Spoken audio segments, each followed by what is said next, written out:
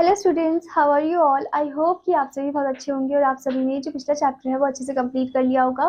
So now let's move into the chapter number 13 and the chapter name is the old brown horse.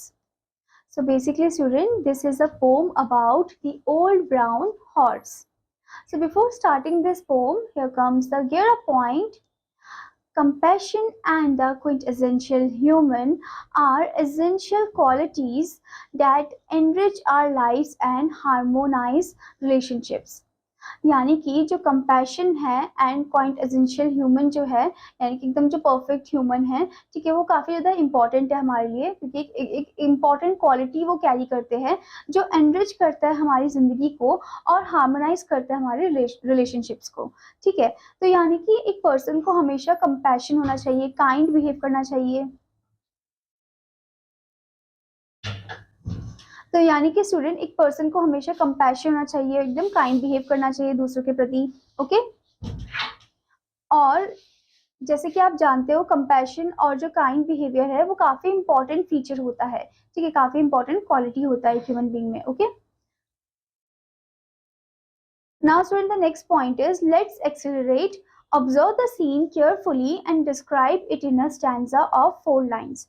आपको इस scene को अच्छे से observe करना है और इसके बारे में आपको डिस्क्राइब करना है एक स्टैंजा में, ठीक है, of the 4 line one. Okay, stanza में 4 लाइन्स होने चाहिए. ओके,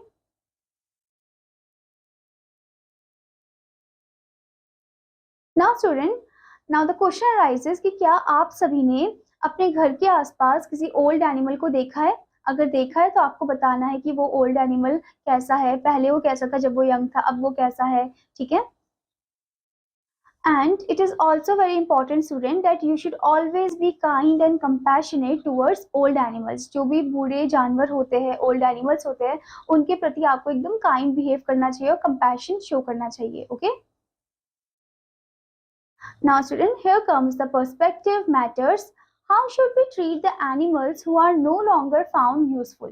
हमें उन एनिमल के साथ कैसा बिहेव करना चाहिए जो अब नो लॉन्गर इतने यूजफुल नहीं है. ठीक है, यानी कि वो एनिमल अब बूढ़े हो चुके हैं, ओल्ड हो चुके हैं और इतने ज्यादा यूजफुल भी नहीं रहे हैं. ठीक है, तो उनके साथ हमें कैसा बिहेव करना चाहिए. So the options are abandon them as soon as possible, मतलब कि उनको बस छोड़ देना, ठीक है, जितनी जल्दी हो सके, या फिर ट्रीट देम विद कंपैशन, या एकदम अच्छे से काइंडली उनके साथ ट्रीट करना. So student, the correct answer is option B, kindly उनके साथ अच्छे से बिहेव करना. ठीक है, treat them with compassion. Compassion दयालु दिखाना. ठीक है, कंपैशन का मतलब है यानी कि दयालु बिहेव करना. ठीक है, एकदम काइंड बिहेव करना उनके प्रति. ओके, क्योंकि स्टूडेंट जैसे यहाँ पर बताया गया है कि कुछ ऐसे एनिमल होते हैं जैसे कि for example cow, buffalo, okay, and there is also hen. Okay, so जब ये बूढ़े हो जाते हैं तो ये हमें वो चीज़ प्रोवाइड नहीं कर पाते हैं, जैसे कि काउ एंड बफेलो जो मिल्क प्रोवाइड नहीं कर पाते हैं, एग प्रोवाइड नहीं कर पाते हैं. ठीक है, तो अब वो किसी काम के नहीं है. ठीक है, तो हमें ऐसे नहीं करना चाहिए कि उन्हें बस ऐसे ही छोड़ दे, अबेंडन कर देना चाहिए, ऐसे ही नहीं छोड़ देना चाहिए. हमें उनको अच्छे से ट्रीट करना चाहिए, उनका देखभाल करना चाहिए. ठीक है, और एकदम काइंडली बिहेव करना चाहिए.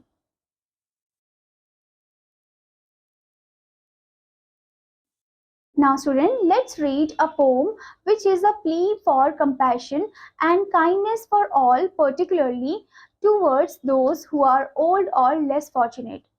तो चलिए इस पोम को पढ़ते हैं जिसमें एक प्ली ऑफ कंपैशन क्रिएट हो रहा है, काइंडनेस क्रिएट हो रहा है for all. Okay, and particularly उनके प्रति जो कि बहुत ज्यादा ओल्ड हो चुके हैं, बूढ़े हो चुके हैं और लेस फॉर्चुनेट है. Okay,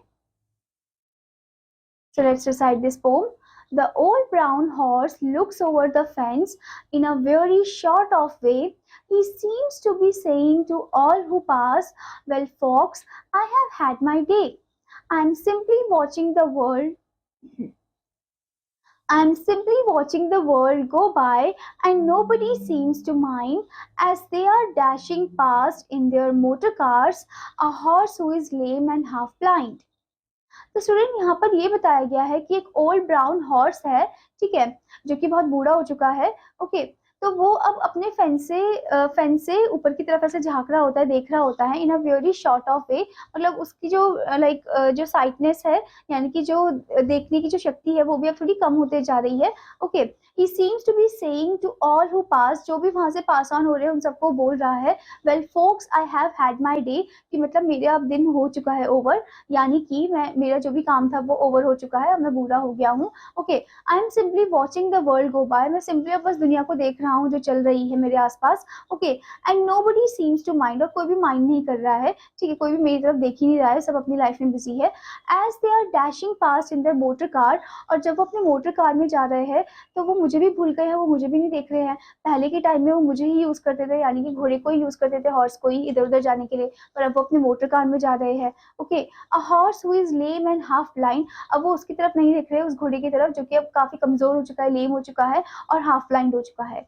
okay, the old brown horse has a shaggy coat, but once he was young and trim, and he used to trot through the woods and lanes with the man who was fond of him.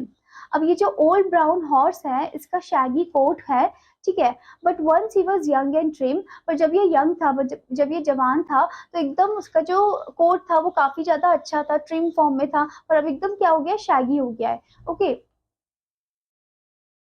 And he used to trot through the woods and lanes, और वो woods और lens में भागता भी था जब वो young था, ठीक है, with the man who was fond of him, मतलब उस आदमी के साथ जो बहुत ज्यादा उसे पसंद करता था, यानी कि अपने मालिक के साथ वो एकदम भागता रहता था, ठीक है, और मालिक जो है उस पर राइड देता था, और जो मालिक है वो उस पर राइड लेता रहता था, ठीक है, तो एकदम वो फन था और बहुत ही अच्छा मेमोरी था उसके लिए। But his master rides in a motor car, and it makes him feel quite sad when he thinks of the days that used to be and of all the times they had. अब यहाँ पर वो बोलता है कि अब जो master है अब क्या हो गया है, वो मोटर कार में जाने लग गए हैं, वो मुझे तो भूल ही गए हैं। Okay, and it makes him feel quite sad, और बहुत ही खराब लगता है उस हॉर्स को, बहुत ही सैड फील करता है कि मेरे मास्टर मुझे भूल गए हैं, मेरी तरफ बिल्कुल भी नहीं देखते हैं। When he thinks for the days, अब वो उन दिनों के बारे में सोच रहा है, ठीक है, कि जब मेरे मास्टर मेरे साथ टाइम स्पेंड करते थे ज़्यादातर, ठीक है, और हम बहुत अच्छे से मज़े करते थे। ओके, एंड वही टाइम उसके लिए बहुत ही अच्छा था, यादगार था उस हॉर्स के लिए, ठीक है। Sometimes a friendly soul will stop near the fence where the tired old head rests wearily on the topmost bar and a friendly word is said.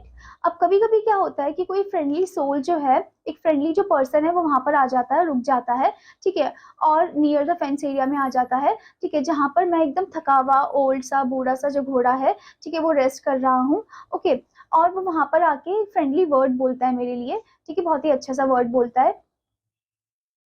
Then the old brown horse gives a little shy as he feels the kindly touch of a hand on his mane or his shaggy coat, and he doesn't mind so much. अब उसके बाद जो old brown horse है वो एकदम sadness के साथ एक लिटिल शाय लेता है, ठीक है, और उसके बाद वो उसके काइंडली टच को फील कर रहा होता है उस पर्सन के। Okay, of a hand on his main, उसका जो हाथ है वो अपने मेन में वो फील कर रहा होता है, अपने शैगी कोट में वो फील कर रहा होता है, and he doesn't mind so much, और वो जो घोड़ा है वो एकदम माइंड नहीं कर रहा होता, वो छुड़े दे रहा होता है उसे, ठीक है। Now student, before moving further, here comes the point, connect and reflect. What friendly soul means to you, friendly soul का मतलब आपके लिए क्या है, ठीक है, आपको ये बताना है। Okay, so if you pass by the field one day, just stop for a word or two with the old brown horse who was once as young and as full of life as you. तो यहाँ पर अब वो जो old horse है वो बोल रहा है कि अगर कभी तुम फील्ड में आओ एक दिन तो एक बार यहाँ पर जरूर रुक जाना, ठीक है, और कुछ शब्द बोलना मेरे लिए, कुछ अच्छे अच्छे प्यारे प्यारे शब्द बोलना एक दो, ठीक है, with the old brown horse who was once as young, मतलब उसके साथ जो एक अब बूढ़ा हो चुका है घोड़ा, ठीक है, जो पहले क्या था, एकदम जवान था। ओके, एंड बहुत ही फुल ऑफ लाइफ था। Okay, he will love the touch of your soft young hand, and I know he will seem to say, oh, thank you, friend, for the kindly thought for a horse who has had his day. अब यहाँ पर ये बता रहे हैं कि जो old horse है उसे बहुत ही अच्छा लगेगा कि आप वहाँ पर आओगे, उसे प्यार से टच करोगे, ठीक है, अपने सॉफ्ट यंग हैंड से। And I know he will seem to say, वो बिल्कुल क्या बोलेगा कि ओ थैंक यू फ्रेंड, वो आपको थैंक यू करेगा फॉर द काइंडली थॉट के लिए, ठीक है, for a horse who has had his day, ठीक है, मतलब उस वो जो घोड़ा है वो अपने जो सैड जो उसका डे था, ठीक है, मतलब उसका जो दिन था वो पूरा एकदम सैडनेस में था, और जब आप उसे प्यार से टच करोगे, कुछ अच्छे वर्ड बोलोगे तो उसे बहुत ही अच्छा लगेगा। Okay, so this beautiful poem is written by Oliver Wendell Holmes. Okay, students. Now, student, here comes the point. Brain brings brilliance. Two or more horses ridden by jockeys over a set distance for competition is known as dash. आपको बताना है कि दो और दो से ज्यादा जो घोड़े हैं जिसमें कौन उनके राइड ले रहा है, जॉकी राइड ले रहे हैं, ठीक है, एट अ डिस्टेंस, और एक कॉम्पिटिशन चल रहा है, तो इसको हम क्या बोलते हैं? इसको हम बोलते हैं horse race. Okay, horse race competition. Okay,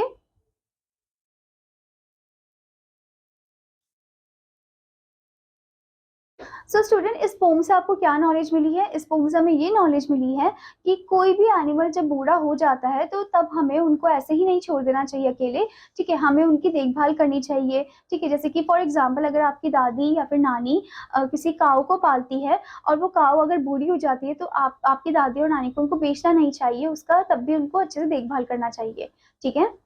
ऐसे ही सोचो स्टूडेंट कि इंसानों में भी होता है, ठीक है, इंसान जब बूढ़े हो जाते हैं तो कुछ ऐसे लोग होते हैं जो उनकी देखभाल नहीं करते, उनको ऐसे ही छोड़ देते हैं। वो सोचते हैं कि अब ये बूढ़े हो गए, इनसे हमें कुछ मिल नहीं रहा है, इनसे कोई हमें वैल्यू नहीं मिल रही है, value in the sense money नहीं मिल रहा है, ठीक है। तो इस वजह से अपने सेल्फिश रीजन की वजह से वो उन्हें छोड़ देते हैं, जो कि नहीं करना चाहिए। Okay, now student, here comes the word working with words. So the first word is weary, which means tired. Next is fox, friends. Next one is had my day. My best days are gone, now I am old. Next is dashing past, speed by. Next is shaggy, unkempt and rough. Next one is mane, long hair on the head and neck of a horse. Long hair on the head and neck of a horse. So I hope student that you understood this poem. Now what you have to do, आपको इस poem को अच्छे से recite करना है और इसकी जो exercise है वो भी आपको अच्छे से complete करनी है. Now I will meet you in another class. Till then student, take care. Bye bye.